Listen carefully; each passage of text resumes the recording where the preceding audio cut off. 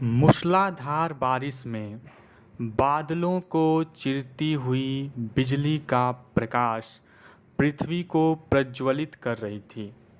शाम में घड़ी की सुई 6 बजा रही थी।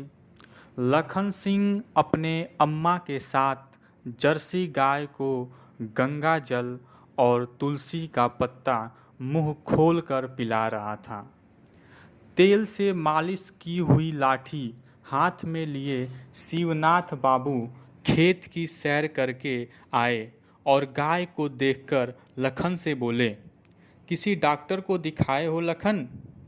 लखन उदासी मन से बोला, राम प्रसाद काका डॉक्टर को बुलाने गए हैं।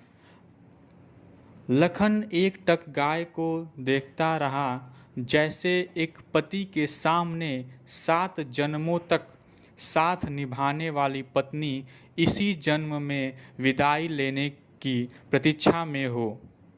डॉक्टर साहब 8 बजे आए। डॉक्टर के साथ राम प्रसाद भी साइकिल से आए। 2 मोटी मोटी सुई देने के बाद राम प्रसाद से डॉक्टर बोले, चिंता की कोई बात नहीं, आधा 1 घंटे में पगुरी करने लगेगी। डॉक्टर दिलासा देकर चला गया। राम प्रसाद लखन से बोले, 10 बज गए हैं, चलो खाना खा आओ, तब तक द्वार पर शिवनाथ बाबू हैं। राम प्रसाद अपनी पत्नी से बोले, ए गोलू के अम्मा, भोजन लाओ। गोलू की अम्मा भोजन देते हुए पूछी, क्या लागत है, बच जाएगी या नहीं? राम प्रसाद मुंह में एक कवर डालकर बोले, डॉक्टर साहब तो बोले हैं कि आधा 1 घंटे में ठीक हो जाएगी। भोजन करके राम प्रसाद बाहर निकले तो देखा कि शिवनाथ प्रसाद और कामता बाबू गाय के पास खड़े हैं। 1 घंटा होने को हो गया, पगुरी भी नहीं कर पा रही है। बहुत सीधी थी। छोटा बच्चा भी एक खूंटा से दूसरा खूंटा पर बांध देता था।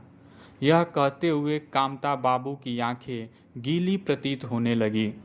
शिवनाथ प्रसाद ने कामता बाबू के कंधे पर हाथ रखकर ढांढस बंधाते हुए बोले, जो ईश्वर चाहेगा वही होगा कामता भैया। फिर आगे शिव प्रसाद बोले, रात के 11 बज गए हैं, नींद आ रही है। सभी सोने चले गए, लेकिन लखन सिंह को नींद नहीं आ रही थी।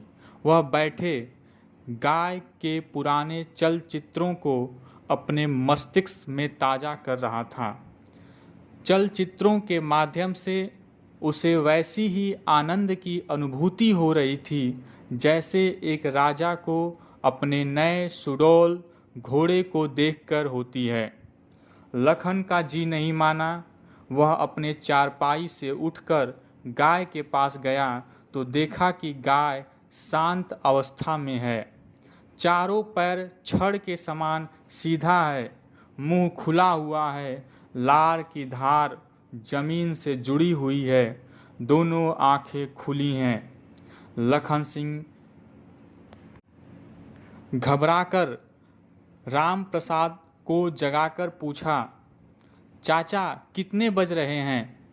रामदास नींद में ही घड़ी देखकर बोले, 12 बज रहे हैं।